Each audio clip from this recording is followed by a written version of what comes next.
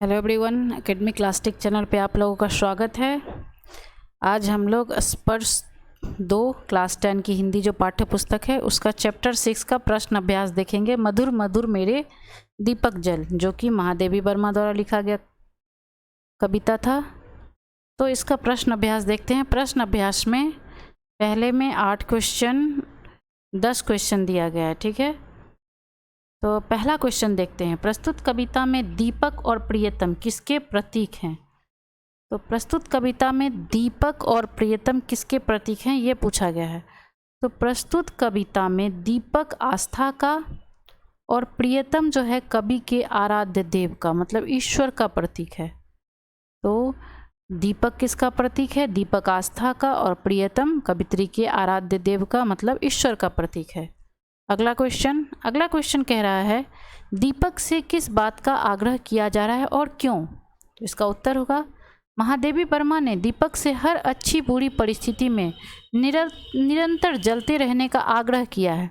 वह आग्रह इसलिए करती हैं क्योंकि वे अपने जीवन में ईश्वर का स्थान सबसे बड़ा मानती हैं। ईश्वर को पाना ही उनका लक्ष्य है। ईश्वर को पाने के लिए ज्ञान, स्नेह और आस्था रूपी दीपक का लगातार जलते रहना अति आवश्यक है। इसीलिए दीपक से कहा गया है, आग्रह करती हैं कवित्री कि वह निरंतर जलते रहे।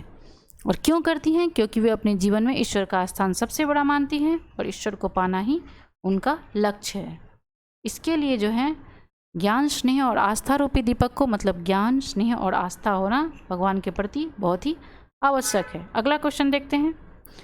अगला क्वेश्चन कह रहा है विश्व सलभ दीपक के साथ क्यों जल जाना चाहता है? विश्व सलभ अर्थात जिस प्रकार पतंगा दिए के प्रति प्रेम के कारण उसकी लौ में जलकर अपना जीवन समाप्त कर देता है, इसी प्रकार संसार के लोग भी अपने अहंकार, मोह, लोभ तथा विषय विकारों को समाप्त करके आस्था रूपी दिए की लौ के समक्ष अपना समर्पण करना चाहते हैं ताकि प्रभु को पा सके। तो विश्व सलभ दीपक के साथ इसलिए चलना चाहता है कि वो जो है दिए के प्रति उसे प्रेम होता है, उसकी लौ में जलकर अपना जीवन समाप्त कर देता है। इसी प्रकार संसार के लोग भी अपने अहंकार, मोह, वो नहीं देखता है कि हम दिए के लौ के पास जाएंगे तो हम जल जाएंगे। इसी तरह कह रहा है संसार के लोग भी अपने अहंकार, मोह, लोभ और विषय विकारों को छोड़कर, समाप्त कर आस्था रूपी दिए की लौ के समक्ष अपना समर्पण करना चाहते हैं ताकि वे ईश्वर को पा सकें। आपकी दृष्टि में मधुर मधुर मेरे दीपक जल कविता का सौंदर्य किस बात पर निर्भर करता है? शब्दों की आवृत्ति पर, सफल बिंब अंकन पर? इसका उत्तर होगा इस कविता का सौंदर्य दोनों पर निर्भर करता है, शब्दों की आवृत्ति यानी पुनरावृत्ति पर भी, सफल बिंब अंकन पर भी। पुनरुक्ति रूप मतलब जो आवृत्ति है में शब्द प्रयोग है मधुर मधुर, युग युग, सिहर सिहर, बिहंस बिहंस, यानी कि ये शब्दों की यहाँ आवृत्ति हुई है, दोहराया गया है। आदि कविता को लयबद्ध बनाते हुए प्रभावी बनाने में सक्षम है, यानी कि इनका जो बार बार प्रयोग हुआ है मधुर मधुर, युग युग, तो इससे क्या होता है कविता में एक लय आती है, वे कविता को प्रभावी बनाते हैं। दूसरी ओर जो बिंब है, दूसरी ओर बिंब योजना भी सफल रहा है। यह सर्वस्व समर्पण की भावना की ओर संकेत कर रहा है, आराध्य के प्रति प्रेम को प्रदर्शित कर रहा है। कवित्री किसका पथ आलोकित करना चाह रही है? तो कवित्री जो है अपने मन के आस्था रूपी दीपक से अपने परमात्मा रूपी प्रियतम का पथ आलोकित करना चाहती हैं। कवित्री को आकाश के तारे स्नेहहीन से क्यों प्रतीत हो रहे हैं, मतलब प्रेम रहित क्यों प्रतीत हो रहे हैं? तो कवित्री को आकाश के तारे स्नेहहीन नजर आते हैं क्योंकि इनमें कोई भाव नहीं है। वह यंत्रवत होकर अपना कर्तव्य निभाते हैं, मतलब एक मशीन के तरह जलना है तो वहीं जलते रहना है, तो यंत्रवत होकर अपना कर्तव्य निभाते हैं। प्रेम और परोपकार की भावना समाप्त हो गई है, इसलिए उसे आकाश के तारे स्नेहहीन लगते हैं क्योंकि उसमें कहीं भी प्रेम नहीं है, वो यंत्र के जैसा, मशीन के जैसा जल रहा है। पतंगा अपने क्षोभ को किस प्रकार व्यक्त कर रहा है, मतलब अपने गुस्से को किस प्रकार व्यक्त कर रहा है? पतंगा अपना सिर धुनकर, मतलब पछता कर अपने क्षोभ को व्यक्त कर रहा है। वह सोच रहा है कि वह इस आस्था रूपी दीपक की लौ के साथ जलकर उस ईश्वर में विलीन क्यों नहीं हो गया। कवित्री ने दीपक को हर बार अलग अलग तरह से मधुर मधुर, पुलक पुलक, सिहर सिहर और बिहंस बिहंस जलने को क्यों कहा है, यह स्पष्ट करना है। तो इसका उत्तर होगा कवित्री अपने आत्म दीपक को इस तरह से जलने के लिए कहती हैं कि मीठी, प्रेममयी खुशी के साथ कांपते हुए उत्साह और प्रसन्नता से कवित्री ने दीपक को हर परिस्थिति का सामना करते हुए अपने अस्तित्व को मिटाकर ज्ञान रूपी अंधकार को दूर करके आलोक फैलाने के लिए हर बार अलग अलग तरह से जलने को कहा है। मतलब कांपते कांपते भी जलने के लिए कहा है, मधुर मधुर भी कहा है, भलाई के लिए भी कहा है। यहाँ क्वेश्चन नंबर 9 में दिया गया है कि नीचे दी गई काव्य पंक्तियों को पढ़िए और प्रश्नों को उत्तर दीजिए।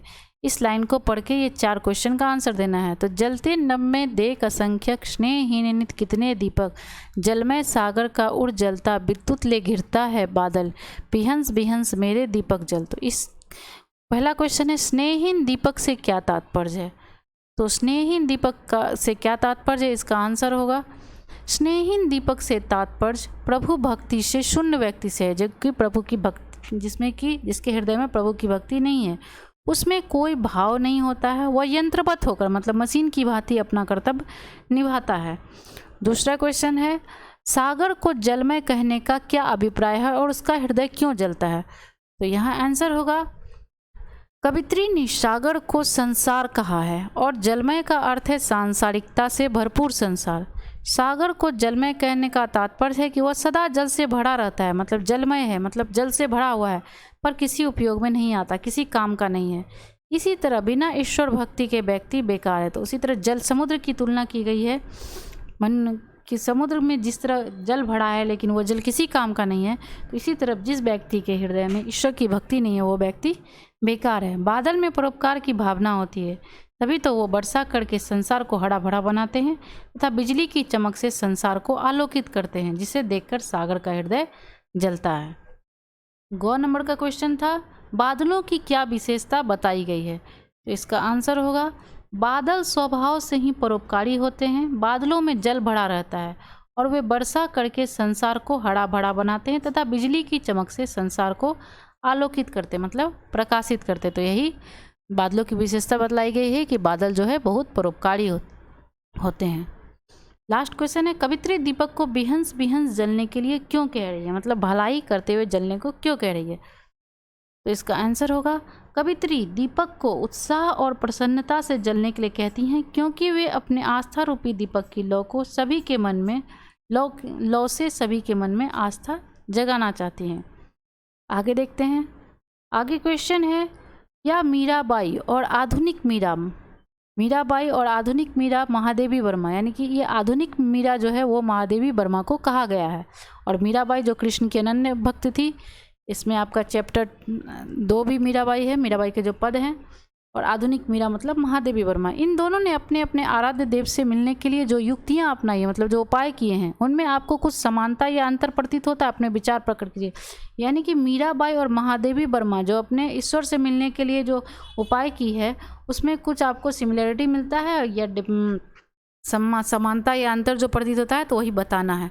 तो उसका आंसर देखते हैं। महादेवी वर्मा ने ईश्वर को निराकार ब्रह्म माना, मतलब महादेवी वर्मा के अनुसार यानी आधुनिक मीरा के अनुसार ईश्वर का कोई आकार नहीं होता है, वे उन्हें प्रियतम मानती हैं, मतलब आराध्य मानती हैं। सर्वस्व समर्पण की चाह भी की है, मतलब सब कुछ न्योछावर करने को तैयार हैं, लेकिन उनके स्वरूप की चर्चा नहीं की है, स्वरूप का चर्चा नहीं की है क्योंकि वे ईश्वर को निराकार मानती, उनका कोई आकार नहीं होता है। जबकि मीराबाई जो हैं श्री कृष्ण को आराध्य प्रियतम मानती हैं और उनकी सेविका बनकर रहना चाहती हैं, उनके स्वरूप और सौंदर्य की रचना भी की है। महादेवी वर्मा जो है उनके स्वरूप की चर्चा नहीं करती हैं ईश्वर की, लेकिन मीरा जो है उनके स्वरूप और सौंदर्य दोनों की रचना करती हैं।